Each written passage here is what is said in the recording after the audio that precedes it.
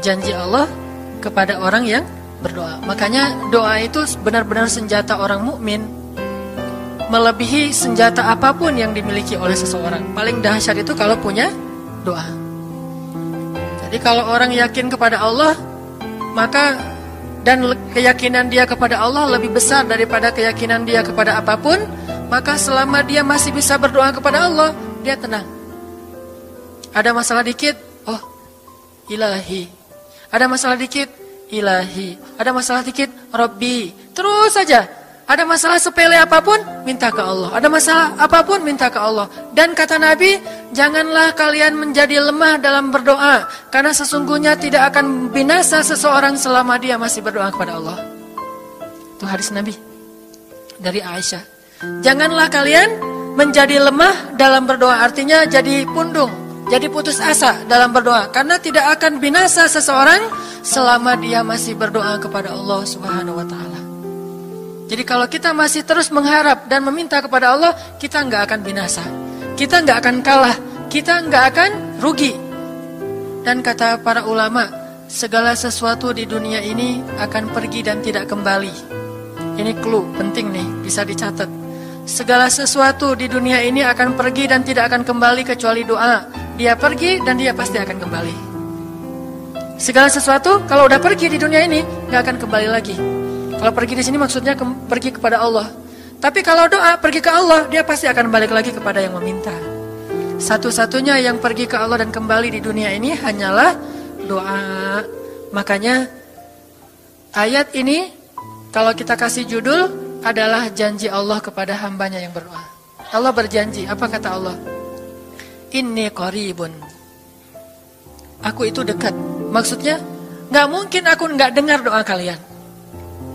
Begitu kita berdoa, kita pikir, Allah dengar gak ya? Jangan-jangan kok doa saya belum diijabah, kayaknya Allah gak dengar yang kemarin, saya harus keraskan lagi suara saya. Enggak, inni qarib. Arti inni qarib, aku itu dengar banget apa yang kamu ucapkan. Gak usah diucapkan, di dalam hati aja Allah udah dengar. Siapa yang pernah berdoa di dalam hati terus langsung Allah ijabah? Rasulullah. Coba teman-teman buka awal juz kedua. Ayat surat Al-Baqarah ayat 144.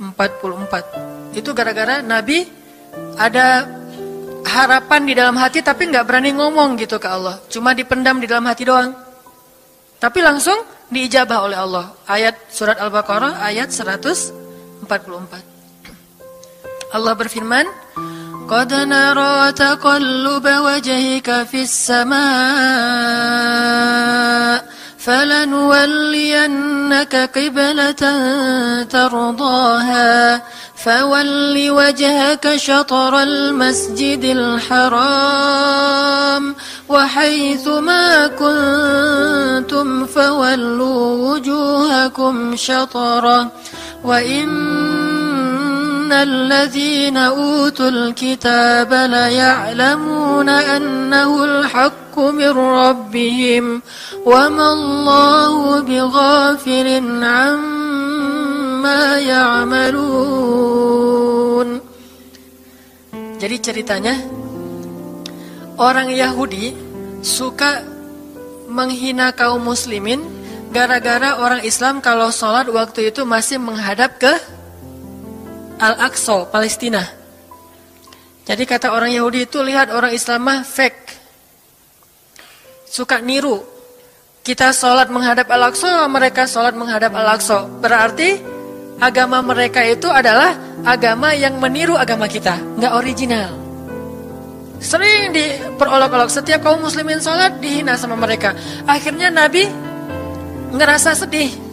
Wah, gimana ya caranya? Sehingga setiap sore Nabi berdiri di suatu bukit, kemudian lihat ke langit. Cuman nggak ngomong, gini aja ke langit.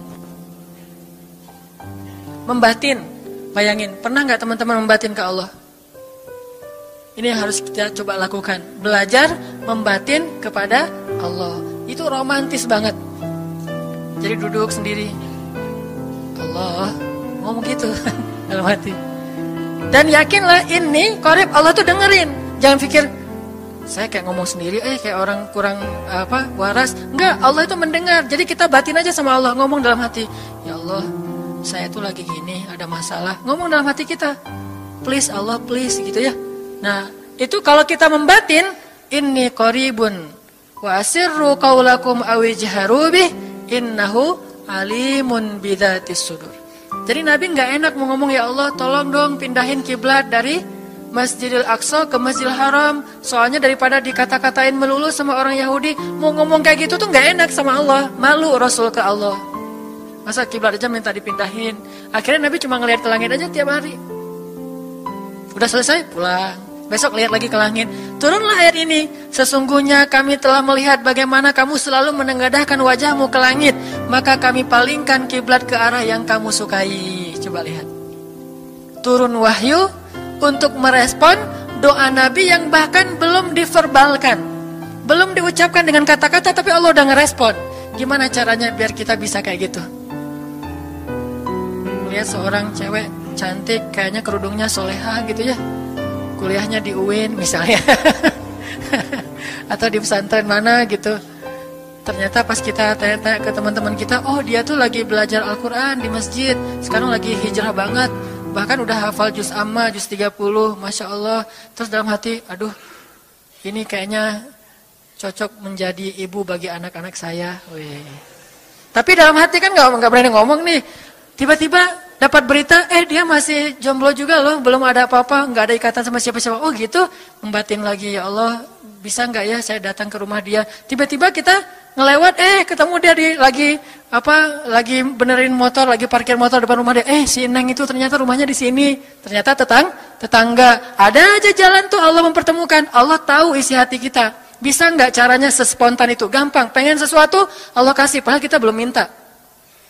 Ini kan keajaiban doa nih. Cuman kita seringnya ngerasa udah minta berkali-kali kok nggak dikasih-kasih. Kita belajar sekarang. Rasul nggak usah minta pakai verbal, cuman membatin doang dalam hati, Allah udah ngasih. Pernah nggak teman-teman ngerasa kayak gitu? Ada kepengen sesuatu, tiba-tiba terwujud. Pernah kan? Tapi kepengennya yang baik-baik. Pengen misalnya, aduh, saya pengen banget umroh. Cuman mau ngomong kayak gitu mah, saya mah orangnya kayaknya nggak mungkin bisa umroh kalau ngandalin harta. Orangnya nggak mampu, kerjanya juga pas-pasan. Gimana mau umroh, untuk makan aja susah. Tapi pengen banget dalam hati kita. Dan itu rindunya tuh rindu banget. Setiap kali ngelihat video atau tayangan di TV tentang umroh dan haji, menitikkan air mata, saking kangennya ke Baitullah. Allah tahu itu dalam hati kita. Tiba-tiba ada jalan, ada aja jalannya. Dan bisa dikasih sedekah, bisa juga hadiah, bisa juga door prize, bisa juga macam-macam. Pokoknya ada jalan aja, tiba-tiba bisa umroh. Dan saya sering banget membawa orang umroh. Di antara jamaah itu selalu ada 1 atau 2 orang yang umrohnya itu miracle, keajaiban dari Allah. Ketika saya cari tahu alasannya apa, ternyata emang dia dari dulu pengen banget umroh, cuman nggak bisa ngandelin hartanya. Allah kasih jalan yang lain. Bukankah Allah itu memampukan yang diundang, bukan mengundang yang mampu? Kan itu yang sering kita dengar kan? Allah tidak mengundang yang mampu, tetapi memampukan yang diundang. Kalau udah Allah undang, pasti mampu. Kalau Allah nggak ngundang, walaupun dia mampu nggak akan bisa. Jadi Allah bukan mengundang yang mampu, tetapi memampukan yang diundang. Sehingga kita kalau hati kita kayaknya pantas diundang, Allah undang tuh. Begitu juga dalam urusan rezeki. Aduh, saya pengen kerjaan yang kerjaannya itu lebih halal, lebih nyaman, bisa sholat berjamaah tepat waktu, ada waktu juga buat keluarga, bisa juga berdakwah ke teman-teman. Akhirnya membatin kita itu karena kuat banget, Allah wujudkan.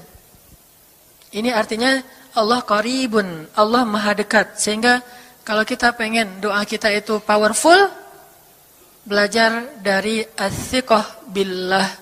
Tips pertama adalah as-siqah billah. Percaya deh sama Allah.